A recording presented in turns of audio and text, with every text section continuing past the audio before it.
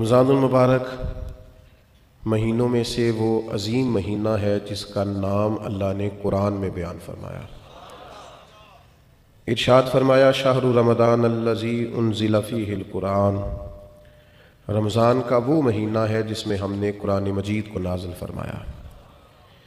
رمضان المبارک کی بے پناہ عظمتیں، اس کی شانیں، اس ماہ نور و سرور کی عظیم سعادت افروز گھڑیاں، یہ جب بھی آتی ہیں مسلمان کے حق میں اللہ کی رحمت کو لاتی ہیں۔ رمضان جب بھی آتا ہے اہل اسلام کے اوپر خدا کے فضل اور اس کی رحمت کا سایہ ہو جاتا ہے۔ اہل ایمان اس ماہ مبارک میں اپنے دل میں خاص نرمی، نیکی کا خاص جذبہ، اخوت، بھائی چارہ اور غم خاری کے خاص جذبات اپنے دل اور روح میں محسوس کرتے ہیں۔ عزیز دوستو، کچھ چیزیں بڑی غیر معمولی ہوتی ہیں، ان کی بہت زیادہ شان ہوتی ہے۔ کئی بار بھی ان باتوں کو سنیں اور ہزار بات بھی ان باتوں کو پڑھیں، بیسیوں لوگوں کے مختلف انداز گفتگو سے بھی ان باتوں کو سنیں تو پھر بھی وہ شانیں ایسے لگتا ہے کہ نامکمل ہی رہ گئے۔ رمضان المبارک اتنی عظمت والا ماہ مبارک ہے کہ اس کا تذکرہ اللہ کے قرآن نے بھی کیا ہے اور حضور علیہ السلام نے بھی جا بجا ذکر فرمایا۔ اچھا، اس کے کچھ نام میں آپ کی خدمت میں پہلے عرض کرتا ہوں۔ ایک تو اس کا نام قرآن نے بیان کیا شہر رمضان، رمضان کا مہینہ۔ پھر اس ماہ مبارک کو کچھ ناموں سے نبی پاک صلی اللہ علیہ وسلم نے یاد فرمایا۔ یہ مشکات شریف میں حدیث موجود ہے، حضور علیہ السلام نے اس ماہ مبارک کا نام لیا تو ایک لفظ، ایک جملہ حضور نے یہ فرمایا کہ شہر عظیم، یہ حضور نے بیان فرمایا، فرمایا عظمت والا مہینہ، عظیم مہینہ۔ یعنی کسی کو کوئی شخص کہتا ہے یہ عظیم عالم دین ہے، یہ عظیم حافظ قرآن ہے، یہ عظیم سماجی شخصیت ہے، یہ عظیم لیڈر ہے، اور جس کو حضور عظیم فرمائے، جس کو نبی کریم علیہ السلام کہیں، سرکار فرمائے، میرے نبی رحمت علیہ السلام فرمائیں کہ ماہ مبارک جو رمضان ہے شہر عظیم، یہ بڑا عظیم مہینہ ہے۔ اب کھو جائے انسان اس کی عظمتوں میں اور چلا جائے عالم حیرت میں اور ڈھونڈنے لگے کہ اس کی عظمتیں کیا کیا ہیں، اس کی شانیں کیا کیا ہیں، آخر وہ کتنا کو عظیم ہے جسے مدینے والے نے عظیم کہا ہے، اس کے اندر کتنی کو عظمت پائی جاتی ہے، کتنی کو بلندی شان ہے، کتنی کو رفت ہے جسے نبی پاک علیہ السلام نے عظیم فرمایا۔ تو ایک تو حضور نے فرمایا شہر عظیم، اور دوسرا حضور نے اس کا نام لیا، فرمایا شہر مبارک، فرمایا یہ بڑا مبارک مہینہ ہے۔ یہ لفظ مبارک ہمارے ہاں عرف میں بھی استعمال ہوتا ہے۔ یہ جب کوئی شخص بولتا ہے نا مبارک، تو اس سے خوشخبریاں ذہن میں آتی ہیں، اس سے کامیابیاں ذہن میں آتی ہیں۔ جب کہا جاتا ہے آپ کو مبارک ہو، مبارکباد ہو، تو اس سے انسان کی حاشیہ خیال میں محسوس ہوتا ہے کہ کوئی عظیم انعام ملا ہے، کوئی عظیم رحمت عطا ہوئی ہے، کوئی منفرد سا، حسین سا، خوبصورت سا تحفہ ملا، کسی بہت بڑی کامیابی سے اللہ تعالیٰ نے ہمکنار فرمایا ہے، تو پھر کہتے ہیں مبارک ہو۔ تو نبی پاک نے رمضان المبارک کو فرمایا شہر مبارک، یہ مبارک مہینہ ہے، برکت والا مہینہ، یعنی اس کا ہر لمحہ ہی مبارک ہے۔ روزہ رکھیں تو پھر بھی مبارک ہے، افطار کریں تو پھر بھی مبارک ہے، رمضان المبارک کے اندر کسی کو روزہ افطار کرائیں تو پھر بھی مبارک ہے، اس ماہ نور و سرور کے اندر قرآن مجید تراویح میں سنائیں تو پھر بھی مبارک ہے، پیچھے ہو کے سنیں تو پھر بھی مبارک ہے۔ رب دے توفیق، اللہ کرے فضل، تو رمضان المبارک کے اندر اگر ملے توفیق بندہ بیت اللہ کی زیارت کرے تو بڑی مبارک ہے، اور اگر اللہ توفیق دے اور انسان یہ ماہ مبارک مدینہ منورہ میں گزارے تو پھر بڑی مبارک ہے۔ تو ہر لمحہ مبارک ہے، ہر گھڑی مبارک ہے، رمضان سارا ہی مبارک ہے۔ پہلا عشرہ بھی مبارک ہے، درمیان والا بھی مبارک ہے، آخری بھی مبارک ہے، تاک راتیں بھی مبارک ہیں، لیلۃ القدر بھی مبارک ہے۔ تو حضور نے فرمایا شہر مبارک، یہ کیا ہے؟ مبارک مہینہ ہے۔ کون سا مہینہ ہے؟ یہ جتنے لوگ مایوس ہیں نا کسی بھی وجہ سے، خدا نخواستہ پریشان ہے کسی بھی وجہ سے، محسوس کرتے ہیں پیچھے رہ گئے کسی بھی وجہ سے، تو وہ یوں سمجھ لیں کہ یہ وہ مہینہ آ گیا ہے جس میں مبارک ہی مبارک ہے، جس میں کرم ہی کرم ہے، عطا ہی عطا ہے. آپ پریشان نہیں ہونا، شہر مبارک، یہ مبارک مہینہ آ گیا، برکت والا مہینہ آ گیا. اب کوئی پریشانی نہیں، کوئی پچھتاوا نہیں، کوئی پیچھے نہیں ہٹنا، کوئی کمزور نہیں پڑنا. یہ مبارک مہینہ، اس کو نبی کریم نے مبارک کہا. تو اس کے لمحے لمحے میں آپ نے تصور باندھنا ہے کہ یہ مبارک دن ہے. اس میں رزق آئے گا تو وہ بھی مبارک ہی آئے گا. کوئی شخص ملے گا تو انشاءاللہ خیر ہی ہوگی، کوئی عمل کریں گے تو انشاءاللہ برکت ہی ہوگی. کہیں ہم اللہ کی رضا کے لیے کچھ خرچ کریں گے تو پھر بھی برکت ہی ہوگی. مہینہ ہی مبارک، اس کو نبی کریم نے مبارک کہا ہے. لہٰذا جو پریشان لوگ ہیں نا، وہ یوں سمجھیں کہ رمضان کا چاند طلوع ہوتے ہی وقت ہی مبارک کا شروع ہو جائے گا. بیمار سمجھیں کہ شفا ہونے لگی ہے، مکروہ سمجھیں کہ رہائی ملنے لگی ہے، تنگ دست سمجھیں کہ وسعت آنے لگی. اور حدیث میں لفظ بھی ہیں، مشکات شریف میں یہ لفظ حدیث کے موجود ہیں. حضور فرماتے ہیں رمضان المبارک میں مومن کا رزق بڑھا دیا جاتا ہے، اس کے رزق میں برکت کر دی جاتی ہے، اللہ تعالیٰ اپنے فضل سے وسعت فرما دیتا ہے. تو میرے بھائی آپ توجہ فرمائیے گا، غور کیجئے گا اور سمجھ لیجئے گا اس بات کو کہ حضور نے اسے شہر عظیم بھی کہا، شہر مبارک بھی کہا. آگے بھی عرض کروں، نبی پاک نے اسے شہر الصبر بھی کہا. یہ صبر کا مہینہ ہے، اس میں صبر کرنا ہے. کھانے پینے سے بھی صبر کرنا ہے، نفسانی خواہشات سے بھی صبر کرنا ہے، غصہ آئے تو پھر بھی صبر کرنا ہے، کوئی تکلیف پہنچانا چاہے تو پھر بھی صبر کرنا ہے، کچھ جھگڑا کرنا چاہے تو پھر بھی صبر کی جزا جنت ہے. یہ ماہ مبارک. اچھا، بڑی خوبصورت بات لکھی ہے حضرت حکیم الامت مفتی احمد یار خان صاحب نعیمی رحمۃ اللہ علیہ نے. فرماتے ہیں پچھلے 11 مہینے شکر کے ہیں، کھاؤ اور شکر کرو. رمضان مہینہ صبر کا ہے، سحری میں کھاؤ اور افطاری تک صبر کرو. یہ صبر کا مہینہ ہے. پہلے کھاؤ اور شکر کرو، جتنی دفعہ بھوک لگے کھاؤ اور شکر کرو. یہاں کھاؤ اور صبر کرو. یہ صبر کی ٹریننگ کا مہینہ ہے. تھوڑا سا ماحول میں نا بے صبری سی آ گئی ہے، لوگ بے چین رہنے لگ گئے، جلدی متاثر ہوتے ہیں اور پھر جلدی محبت کرتے ہیں اور پھر اللہ نہ کرے جلدی ناراض بھی ہوتے ہیں اور جلدی نفرت بھی کرتے ہیں. لوگ بڑی جلدی کسی بات کے بارے میں فیصلہ کرتے ہیں، بڑی جلدی رائے دیتے ہیں. لوگ بڑی جلدی موافق ہوتے ہیں تو بڑی جلدی مخالف ہوتے ہیں. لوگ بڑی جلدی بدگمان ہوتے ہیں. صبر نہیں رہا، حوصلہ نہیں رہا. حالانکہ قرآن مجید میں 100 سے زیادہ مرتبہ کم و بیش صبر کا بیان ہے، صبر کا بیان. اور 500 کے قریب احادیث و آثار ہیں جن میں صبر کا ذکر ہے. مولا علی شیر خدا رضی اللہ تعالیٰ عنہ بیان کرتے ہیں، ان ساری احادیث کو اور آیات کو سامنے رکھ کے فرماتے ہیں میں یہ سمجھا ہوں کہ جس طرح جو جسم میں سر کا مقام ہے نا، وہی دین میں صبر کا مقام ہے. تو صبر کرنا، انتظار کرنا، اللہ کی رضا کے لیے رکنا، کوئی کام کر کے پھر اس کے نتیجے کا انتظار کرنا، یہ قرآن مجید کی تعلیم ہے. باقی ساری نیکیوں پہ ثواب ملتا ہے. ان اللہ مع الصابرین، صبر کرنے والوں کو رب رحمان ملتا ہے. اللہ فرماتے ہیں میں ہوں صبر کرنے والوں کے ساتھ، ان کو رب رحمان کی معیت نصیب ہوتی. تو صبر کا مہینہ ہے رمضان، اس لیے جلد باز تبصرے بھی کم سے کم کیجئے گا، بدگمانی بھی کم سے کم کیجئے گا. تھوڑا صبر کر کے دیکھیں تو صحیح، ذرا ٹھہریں تو صحیح، نتیجہ آنے تو دیں، رزلٹ نکلے گا. لیکن حوصلہ، اطمینان اور یہ جو خاموشی ہوتی ہے یہ بڑا طوفان ہوتی ہے. یہ چپ کر جانا، صبر کرنا، برداشت کرنا، حوصلہ پیدا کرنا، یہی انسان کے بڑا ہونے کی علامت ہوتی ہے. لیکن اگر کوئی شخص چھلکے چھوٹی چھوٹی بات پہ، ذرا سی بات پہ تڑپے اور چھوٹی چھوٹی باتوں پہ اس کے ہاتھ پیر پھولنے لگ جائیں اور سانس اکھڑنے لگ جائے اور زبان خشک ہونے لگ جائے اور ہونٹوں پہ سکری آنے لگ جائے، تو اس کا مطلب یہ ہے کہ یہ شخص معاشرے میں، سوسائٹی میں کبھی بھی کوئی بڑا کام نہیں کر سکے گا. تھوڑا سا حوصلہ، تھوڑا صبر، تھوڑا اطمینان. کسی سیرت نگار نے بڑی خوبصورت بات لکھی ہے، کہتے مکے والے لوگ دشمن بن کے حضور کے مقابلے میں نکلے، پر محبوب نے اتنا صبر کیا، اتنا صبر کیا کہ حضور کے صبر نے ان سارے دشمنوں کو نبی پاک کا غلام بنا دیا. وہ دشمنیاں عقیدت میں بدل گئیں. آپ تھوڑا صبر تو کریں. میں جھگڑے ہو جاتے ہیں نا دوستوں کے، اور کبھی گھروں میں بھی، بعض اوقات خاندانوں میں بھی جھگڑا ہو جاتا ہے، تو میں کہتا ہوں ذرا کومنٹس تھوڑے سے تھوڑے کرنا، رد عمل ذرا کم سے کم دینا، اس لیے کہ اس کام کی ہونی تو آخر میں صلح ہی ہے.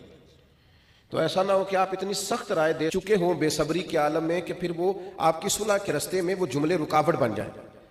تو صبر سے، اطمینان سے، قرار سے، یہ سارا رمضان المبارک صبر سکھاتا ہے. یعنی آپ کے گھر میں نعمتیں پڑی ہیں اور آپ کے سامنے پڑی ہیں اور آپ کی اپنی ہیں اور آپ کی جائز کمائی کی ہیں اور بھوک بھی پوری لگی ہوئی ہے، کھانا نہیں، صبر کرنا ہے. رب کا جب تک حکم نہیں نہ آتا، افطار کا ٹائم نہیں ہوتا، اتنی دیر تک کھانا، یہ صبر ہے. تو یہ صبر ہی پھر انسان کو محرمات پر صبر سکھائے گا. یہی صبر پھر سکھائے گا کہ جس طرح تیرے پاس سہولت موجود ہے، تو کھا سکتا ہے، تیرے کنٹرول میں، پر تو نہیں کھاتا. اسی طریقے سے کچھ چیزیں تیرے کنٹرول میں ہیں، تو لے سکتا ہے، پر چونکہ تیرے لیے جائز نہیں، لہذا تو نے صبر کرنا ہے اور وہی لینا ہے جو تیرے رب نے تیرے لیے جائز رکھا ہے. حرام کی طرف ہاتھ کو بڑھانا نہیں، نظر کو للچانا نہیں، کبھی بھی لقمہ حرام کی طرف نہیں بڑھنا، اس لیے کہ اللہ تعالیٰ نے یہ تیرے لیے مقام صبر رکھا ہے. اور اس مقام صبر کو کبھی بھولنا، تو نبی پاک نے اسے شہر العظیم بھی کہا، اسے شہر المبارک بھی کہا، شہر الصبر بھی کہا. پھر نبی پاک صلی اللہ علیہ وسلم نے فرمایا وشہر المواسات، فرمایا یہ مواسات کا مہینہ ہے، یہ غم خاری کا مہینہ ہے، دوسروں کا خیال کرنے کا مہینہ ہے، دکھ بانٹنے کا مہینہ ہے. ہم نے نا اپنے دیہاتوں میں ایک بات دیکھی کہ جو بچیاں بیاہ کے چلی جاتی تھی نا، رمضان کا مہینہ آتا تھا تو ماں باپ کہتے تھے کہ اسے کہو کہ رمضان یہیں نہیں آ جاتی، روزے یہیں رکھ لے. اچھا یہ نہیں بھی نہ ہوتا تھا تو آخری 4-5 دن یا آخری عشرہ کہتے تھے کہ بیٹی کو بھی اور نواسے نواسیوں کو بھی بلا نہ لے، ذرا عید یہیں پہ کر لیں، تھوڑا سا یہاں آ جائیں اور تھوڑا سا ہم خدمت کریں، تھوڑا کھلائیں پلائیں. ہم نے یہ دیکھا کہ لوگ نا رمضان المبارک کا خاص اہتمام کرتے، یعنی افطار کا شوق ہوتا کہ میں کسی کو افطار. اب تو خیر افطاریاں سیاسی ہو گئی، اب تو گاہک پکے کرنے کے لیے افطاری ہوتی ہے، پارٹیوں کی افطاری ہوتی ہے، اب تو سیاسی افطاری ہوتی ہے، اب تو ووٹ شوٹ پکے کرنے کے لیے افطاری ہوتی ہے، اور اس میں تصویریں ہوتی ہیں اور اس کے اندر جناب VIP کا ماحول. کریں، کوئی حرج نہیں، یہ جائز ہے، کوئی منع نہیں. امیر سے امیر آدمی کی افطاری کرائیں، اچھے مقاصد کے لیے کرائیں تو بالکل جائز ہے، کوئی منع نہیں. لیکن اس سارے میں غریبوں کو نہ بھول جائیں، جو اصل حقدار ہیں ان کا حق نہیں بھولیں. غرباء کے ساتھ ضرور کچھ نہ کچھ ایسا ماحول بنائیں کہ وہ باوقار طریقے سے افطار میں شریک ہو جائیں. افسوس کے ساتھ کہنا پڑتا ہے کہ رمضان غمخاری کا مہینہ ہے، اسے نبی پاک صلی اللہ تعالیٰ علیہ وسلم نے غمخاری کا مہینہ قرار دیا. دوسروں کے دکھ بانٹنے تھے، اشکشوئی کرنی تھی، غریبوں کی مدد کرنی تھی، یتیموں کے سر پہ ہاتھ رکھنا، بیواؤں کے لیے کوشش کرنی تھی، مسافروں کے لیے کوشش کرنی تھی، مقروضوں کے لیے کوشش کرنی تھی. لیکن ہم کیا کرتے ہیں؟ ہم رمضان میں اپنے خرچے بڑے بڑھا لیتے. عید ایک جوڑے سے بھی گزر جاتی ہے، لیکن ساری عید جو ہے وہ کپڑے پسند کرنے میں سارا رمضان گزر جاتا ہے، سلوانے میں گزر جاتا ہے، نئے سے نئے ڈیزائن دیکھنے میں گزر جاتا ہے. عبادت کے دن ہیں اور ان سارے دنوں کو اس طرح کر کے ہم ضائع کر بیٹھتے. تو میرے عزیز، دوسروں کے کام آنا تھا، بجائے اس کے کہ اپنے خرچے اتنے بڑھا لیے جاتے کہ لوگ آزمائش میں آ جاتے ہیں، رمضان سے پہلے سوچنے لگ جاتے ہیں کہ رمضان بھی آ گیا اور اتنے زیادہ اخراجات اضافی ہوں گے. تو تھوڑا تھوڑا ان اخراجات سے چیزوں کو بچا کر کے، یعنی حضور علیہ السلام نے سخاوت کا طریقہ یہ بتایا تھا کہ 2 کا کھانا 3 کو پورا آ جائے، اور 3 کا کھانا 4 لوگ کھا لیں اور 4 کا 5 لوگ کھا لیں. تو اپنے اسی دسترخوان میں سے آپ کچھ نکال کے اس شہر مواسات کے اندر، اس غمخاری کے مہینے کے اندر آپ دوسروں کی اشکشوئی کریں، ماہ رمضان المبارک غریب پروری میں گزاریں. غور فرمائیں کہ کہاں کہاں لوگ ضرورت مند ہیں. ہم نے بچپن میں مساجد میں بڑی بڑی افطاریاں دیکھی اور واقعتاً مسافر لوگ آ جاتے تھے تو وہاں علاقے کے لوگ ہی، آج فلاں نے دیگ پکا رکھی ہے، فلاں نے چاول بنا رکھے ہیں، تو مسجدوں میں بھیج دیے جاتے تھے اور مسجد میں افطار ہوتا تھا. اور اگر مسافر نہیں بھی ہوتے تھے تو اس محلے، اس گاؤں کے، اس علاقے کے جو غرباء ہوتے تھے وہ مسجد میں جمع ہو جاتے تھے اور افطار کر لیتے. لیکن اب آہستہ آہستہ چیزیں سکڑ گئیں، چیزیں سمٹ گئیں. ہمارے اپنے معاملات اتنے انفرادی سے ہو گئے ہیں، ہر آدمی کی ایک مخصوص سی پسند ہے، مخصوص سی چیزیں وہ کھاتا ہے، اس میں وہ اپنے آپ کو جینا اور اپنے آپ کو رکھنا بہتر جانتا ہے. وہ اٹھ کر اپنی ذات سے اوپر سوچنا گوارا ہی نہیں کرتا. میرے عزیز، یہ غم خاری کا مہینہ ہے. کیا حسین لفظ ہے حدیث میں. صحابہ فرماتے جب رمضان آتا تو حضور قیدیوں کو آزاد کرتے، ہر سائل کو عطا کرتے، نبی پاک بانٹتے، دیتے، ہر ایک کو نوازتے. ہمارے ہاں لائنیں لگتی ہیں، زکوٰۃ لینے والوں کی، اور جناب جو دینے والے ہیں وہ بگڑ جاتے ہیں، کہتے ہیں آپ 9 بجے ہی آ گئے، سونے بھی نہیں دیتے، اور پھر یہ کہ آپ وہ تو نہیں جو پہلے بھی آئے تھے، اور دوسرا یہ کہ آپ اگر ترتیب سے کھڑے نہیں ہوں گے تو میں بھگا دوں گا سب کو، کچھ بھی نہیں ملے گا۔ سچ بتانا جب اللہ نے ہمیں دیا تھا تو لائنوں میں لگا کے دیا تھا، سچ بتانا جب اس نے ہمیں دیا تھا تو یہ رویہ تھا۔ کسی درویش سے کسی نے کہا تھا میرا دل تو کرتا تھا اللہ کے رستے میں خیرات کروں پر کوئی مستحق نہیں ملتا، تو شیخ مسکرا پڑے، تو کہا حضرت آپ کے مسکرانا بڑا معنی خیز ہے، آپ کیوں مسکرائے؟ تو فرمانے لگے پہلے تو بتا، جو اللہ نے تجھے دیا تیرا حق بنتا تھا؟ تو جب رب نے تجھے دے دیا ہے حالانکہ تو حقدار نہیں تھا، تو پھر ٹٹولتا پھرتا ہے، تھرمامیٹر لیے پھرتا ہے؟ جس کی سمجھ آ گئی ہے تجھے غریب ہے تو دے اللہ کی رضا کے لیے۔ لیکن وہ رویوں کی تلخی، مزاج کی ترشروئی، میں اقرار کرتا ہوں اس بات کا بھی کہ بہت سارے غربا اس مہینے میں دھندے بھی بنتے ہیں، آٹا خیرات میں لے کے دکانوں پہ بیچا بھی جاتا ہے، یہ ساری چیزیں دیکھنے کو، سننے کو، پڑھنے کو ملتی ہیں، لیکن میرے عزیز آپ یہ ساری چیزیں دیکھ کے کیا خیرات کرنی چھوڑ جائیں گے؟ ان رویوں کی بنیاد پر کیا آپ یہ کام کرنا چھوڑ جائیں گے؟ اللہ کی رضا کے لیے دینا ہے تو خوب دینا ہے۔ اس ماہ مبارک کو نبی پاک علیہ السلام نے غمخواری کا مہینہ قرار دیا ہے، خوب اللہ کے لیے۔ ہمارا اسی جگہ دسترخوان لگتا ہے سحری اور افطاری کا، کچھ لوگ آ جاتے ہیں، سڑک پہ جانے والے غریب رکشہ ڈرائیور آ جاتے ہیں، یہاں کچھ لوگ مزدوری کرنے آئے ہوئے ہیں وہ آ جاتے، تو ظاہر ہے ادارہ زیر تعمیر تھا، ہم اتنے اخراجات افورڈ نہیں کرتے تھے، لیکن وہ چند لوگوں کے لیے دسترخوان لگتا طلباء کے لیے، تو وہ لوگ خود آ کے بیٹھنے لگے، پھر وہ 50، پھر 60، پھر وہ ایک دن ایسا آیا کہ 1100 لوگ ہو گئے۔ تو یہ دوست مجھے کہنے لگے کہ ہم کیسے کر کے ان کو چلائیں؟ تو میں نے کہا سچ بتاؤ ان پوری صفوں میں تم نے کوئی امیر بھی بیٹھا دیکھا ہے؟ کوئی مالدار، کوئی گاڑی والا، کوئی پراڈو والا تم نے دیکھا ہے بیٹھا؟ کہنے لگے نہیں۔ تو میں نے کہا پھر یہ اللہ نے مہمان بھیجے ہیں تو اللہ ان کا رزق بھی بھیجے گا، پھر تم اللہ کی رضا کے لیے ان کے لیے کچھ نہ کچھ پکا ڈالو۔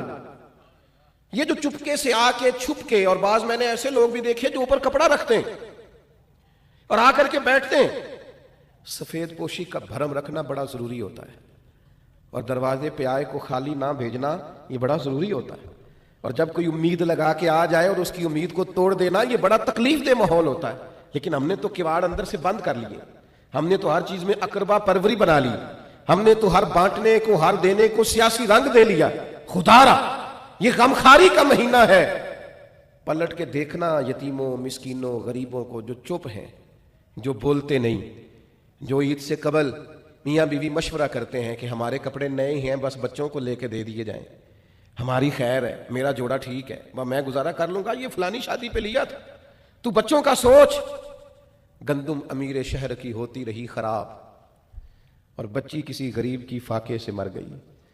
او بھائی یہ فرق مٹانا پڑے گا، یہ جو بہت زیادہ تفریق ہے، یہ ماہ نور و سرور آیا ہے، اس میں ارادہ کریں۔ اور میری اپیل ہے ان لوگوں سے جو راشن بانٹتے ہیں، جو کسی کے گھر میں کچھ پہنچاتے ہیں، وہ رمضان کا انتظار نہ کریں، رمضان سے 2 دن پہلے پہنچا دیں۔ اور میں ذمہ داری کے ساتھ آپ سے وعدہ کرتا ہوں کہ آپ رمضان کی نیت کر کے رمضان سے پہلے دیں، اللہ رمضان جتنا اجر عطا فرمائے گا، لیکن پہلے سے یہ کام کریں، اشک شوئی کریں۔ 2 باتیں آپ کی خدمت میں عرض کرنی ہے۔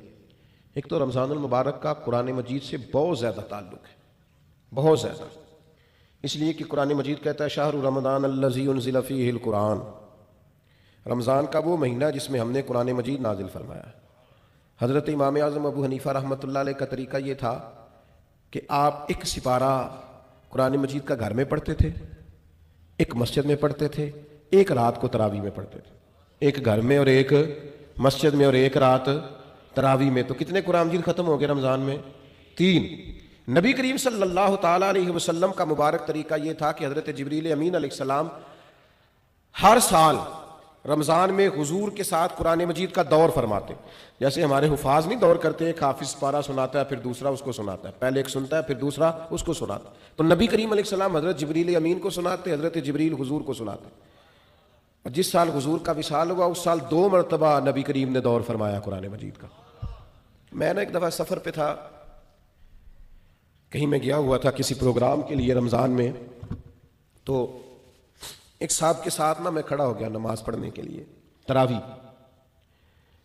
تو بڑا ہی رونے لگے وہ تراویح میں، بہت روتے جا رہے ہیں تو ہچکیاں ان کو تو میری سمجھ میں نہیں آ رہا تھا، اس لیے کہ جو آیات جو پارہ اس دن چل رہا تھا وہ آیتیں بھی ساری رحمت والی تھی، کرم والی تھی. ایک ہوتا ہے کچھ ایسی آیات ہیں جن کو سن کے رونا آ گیا, لیکن میں نے کہا بھی ہو سکتا ہے رحمت پر بھی لوگ رو پڑتے ہیں. تو وہ کچھ زیادہ ہی معاملہ ایسا ہو گیا کہ ہچکیاں بننے لگیں اور ساتھ والے لوگ تھوڑے سے محسوس کرنے لگے قربان جائیں. وہ سلام پھیرا تو میں نے ان سے کہا خیر ہے؟ تو دیسی آدمی دیہاتی بندہ مجھے کہنے لگا حضرت جی یہ تراویح پڑھانا نا یہ میرا بیٹا ہے. تو میں کہا میرا بیٹا حافظ ہو گیا اور مصلی سنا رہا ہے اور قرآن مجید پڑھ رہا. تو آج پہلی دفعہ یہ قرآن مجید سنا رہا ہے تو مجھے ایسے لگتا ہے جیسے میری شان بڑی ہو گئی, میں بڑا بلند ہو گیا ہوں. مرتبہ میں نے اسے کہا کہ تو تھوڑا اور بھی رو لے تو تیرا بنتا ہے, اس لیے کہ جس جگہ پہ تو کھڑا ہو کے سوچ رہا ہے نا یہ وہ بہت بڑی بات ہے. قرآن مجید سے وابستگی ہماری یا ہماری اولادوں کی یہ بڑی ضروری. رمضان شریف میں میرا خیال ہے 2 پارے تو روز ہونے چاہیے. میری خواہش یہ ہے کہ دن میں آپ ترجمہ پڑھیں پارے کا, تھوڑا غور سے پڑھیں, اس کی تفسیر دیکھیں اور رات کو پھر وہ تراویح میں سنیں. آپ کو عجیب سا لطف آئے گا, آپ محو ہوتے رہیں گے اور سارا دن وہ چیزیں آپ کے حاشیہ خیال پر چمکتی دمکتی رہیں گی, آپ کو سرور آئے گا. یہ کمال کام ہے. اور دوسری گزارش میری یہ ہے کہ سحری کے وقت اٹھنا تو ہے ہی, بہت ساری چیزیں بھی سحری کے وقت دودھ دہی بھی بعض جگہوں پہ لانا پڑتا ہے جا کے, تو 10-15 منٹ پہلے اٹھیں, تہجد کی نماز بھی پڑھیں. یہ روٹین بنائیں پہلی رمضان سے. آپ ذرا جلدی اٹھیں, 4 رکعت نماز, 2 رکعت نماز, 6-8 جتنی توفیق ہو تہجد کی نماز پڑھیں, اس کے بعد اپنی سحری کر لیں. لیکن کوشش کریں کہ نوافل کی کثرت ہو, تراویح کا خاص اہتمام ہو, قرآن مجید کے ساتھ خاص دلچسپی ہو رمضان شریف میں. اور پھر اللہ کے پیارے حبیب صلی اللہ تعالیٰ علیہ وسلم نے ارشاد فرمایا رمضان آ گیا ہے. حضور فرمانے لگے یہ برکت والا مہینہ ہے, اللہ نے اس کے روزے فرض کیے ہیں. اللہ کے حبیب علیہ الصلوۃ والسلام فرماتے ہیں اللہ تعالیٰ نا آسمان کے دروازے کھول دیتا ہے رمضان میں. اللہ تعالیٰ آسمان کے دروازے رمضان المبارک میں کھول دیتا ہے, دوزخ کے دروازے بند کر دیتا ہے. اب یہاں شارحین حدیث لکھنے لگے کہ یہ جو حضور نے فرمایا کہ آسمان کے دروازے کھولے جاتے ہیں, اس سے کیا مراد؟ اس سے نبی کریم علیہ السلام نے ہمیں کیا سمجھایا؟ حضور کی باتیں چونکہ بڑی معنی خیز ہیں, جوامع الکلم ہیں, تو شارحین حدیث نے لکھا یہ جو حضور فرماتے ہیں نا آسمان کے دروازے کھول جاتے ہیں, اس کا مطلب یہ ہے کہ رحمت بھی نازل ہوتی ہے, برکت بھی نازل ہوتی ہے, بخشش بھی نازل ہوتی ہے, رزق بھی دیا جاتا ہے, رحمت بھی برسائی جاتی ہے. جو خدا کی رحمت کا امیدوار ہوگا اس کے لیے دروازے کھلے ہوں گے, اللہ رحمت فرمائے گا. جو اس کی بارگاہ سے بخشش کا سوالی ہوگا اس کے لیے بھی رمضان میں آسمان کے دروازے کھلے ہوں گے اور اس کو بخشش عطا کی جائے گی. اور جو سمجھتا ہے کہ میں پریشان ہوں رزق کے مسئلے میں, اس کے لیے بھی دروازے کھلے ہوئے ہیں. وہ اللہ کے سامنے جھولی پھیلائے رمضان میں, اسے رزق بھی دیا جائے گا. جو اولاد کا طلبگار ہے اسے اولاد دی جائے گی. جو رب کی بارگاہ سے اس کے قرب کا طلبگار ہے اسے قرب خداوندی دیا جائے. جو اس کے محبوب کی نگاہ کا طلبگار ہے اسے دروازہ جو کھل گیا ہے. اب جو تم اللہ سے اس کا فضل مانگو گے اللہ رمضان المبارک میں اپنی رحمت سے عطا فرمائے گا. لیکن شرط یہ ہے کہ یہ نہ ہو کہ جب مانگنے کا ٹائم ہو تو ہم سو رہے ہوں. کچھ لوگ بڑی عجیب و غریب سی ریت پیدا کر لیتے ہیں, وہ بس روزہ ہی رکھتے ہیں, باقی سارے امور اللہ ماشاءاللہ غفلت میں گزر جاتے ہیں. اپنے آپ کو محتاط رکھ کے یہ کرم کی برکھا جب برسے تو پوری توانائی کے ساتھ اپنے آپ کو ذہنی طور پر عبادت کے لیے تیار کریں. میں دوستوں کو منع کیا کرتا ہوں, میں کہا کرتا ہوں مہربانی کیجئے گا رمضان المبارک کے اندر تبصرے نہ کیجئے گا, اس لیے کہ اگر تبصروں سے کوئی ملک ٹھیک ہوتا تو سب سے پہلے پاکستان نے ٹھیک ہونا تھا. سب سے زیادہ تبصرے ہمارے ملک میں ہوتے ہیں, سب سے زیادہ بریکنگ نیوز ہمارے ملک میں چلتی, سب سے زیادہ اچھا تبصرہ کرنے والے یہاں لوگ پائے جاتے ہیں. تو ہم نے سارا سال خبریں دیکھ لیں, تبصرے کر لیے, فلاں نے فلاں کو گرا دیا, فلاں نے فلاں کو اٹھا دیا, اب یہ سارا ہمیں پتہ ہے. تو مہربانی کریں رمضان شریف میں نا خبروں سے بھی بچیں, ادھر ادھر کی بری ویڈیوز سے بچیں, موبائل کے غلط استعمال سے بچیں. آپ فوکس کریں کہ آپ نے عبادت کرنا, توجہ کریں کہ اپنا سارا وقت اللہ کی رضا کے لیے لگانا ہے, ایک لمحہ بھی بیکار نہ کریں. حضور نے اتنی عظمت رمضان کی بیان کی, اتنی عظمتیں بیان کی, اور آخر میں ایک ایسا جملہ کہا کہ اگر اسے کھولا جائے نا تو ہر چیز ہی ایک دوسرا رخ اختیار کر جاتی ہے. اللہ کے محبوب علیہ السلام رمضان کی ساری شانیں بیان کرنے کے بعد فرمانے لگے اگر تمہیں پتہ چل جائے نا کہ رمضان کی شان کیا ہے, یعنی اتنی شانیں بیان کرنے کے بعد بھی فرمایا اگر تمہیں پتہ چل جائے, تم اس گہرائی تک پہنچ جاؤ, تم وہ گہرائی پا جاؤ کہ آخر رمضان کی عظمت کتنی ہے, فرمایا اگر تمہیں پتہ چل جائے تو تمہارا دل کرے سارا سال رمضان ہی رہنا چاہیے، سارا سال رمضان ہی رہنا چاہیے۔ اور ایک جملہ حدیث کا کبھی نہیں بھولنا آپ نے، حضور فرماتے ہیں میرے پاس جبریل امین آئے اور انہوں نے آن کر کے عرض کی یا رسول اللہ، 3 باتیں ہیں حدیث میں لیکن ہمارے موضوع کی جو بات ہے بس اسی پر رہتے ہیں۔ حضرت جبریل عرض کرنے لگے یا رسول اللہ، برباد ہو جائے وہ شخص جس نے رمضان کا مہینہ پایا پھر اپنی بخشش نہ کرا سکا، محروم رہ گیا وہ آدمی جسے رمضان ملا، اس کی زندگی میں آیا اور وہ رمضان میں تندرست تھا، صحت یاب تھا، پھر رمضان کی برکات نہ سمیٹ سکا، وہ محروم رہ گیا اور وہ برباد ہو جائے، اس کی ناک خاک آلود ہو جائے۔ حضور فرماتے حضرت جبریل نے جب یہ کہا تو میں نے کہا آمین، یعنی اللہ کرے ایسا ہو جائے، واقعی اس کی ناک خاک آلود ہو جائے کہ رمضان بھی ملا تھا، اس کی زندگی میں آیا تھا، اللہ تعالیٰ نے عافیت دی تھی، اعصاب اور قوا مضبوط تھے، لیکن پھر بھی اپنی بخشش کا سامان نہیں کر سکا، اس کی ناک خاک آلود ہو جائے۔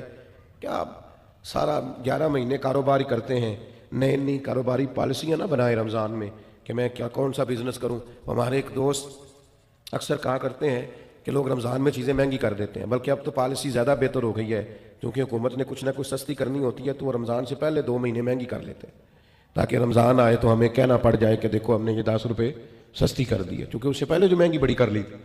تو یہ دھوکہ کس کو دے رہے ہیں؟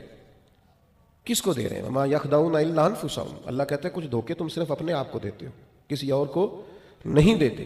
رمضان کی سعادت افروز گھڑیاں ہیں، رمضان المبارک کی بخت سنوارنے والی گھڑیاں ہیں، رمضان کی نصیب چمکانے والی گھڑیاں ہیں، رب کو راضی کرنے والی گھڑیاں ہیں۔ رمضان کی وہ گھڑیاں ہیں جس میں جو آدمی سمجھتا ہے میں بڑا پیچھے رہ گیا ہوں وہ بھی آگے بڑھے، اللہ کی رحمت پا لے اور وہ بھی دوڑ کر کے زندگی کے سفر میں آگے نکل جائے، اللہ کی رحمت اسے ملے گی۔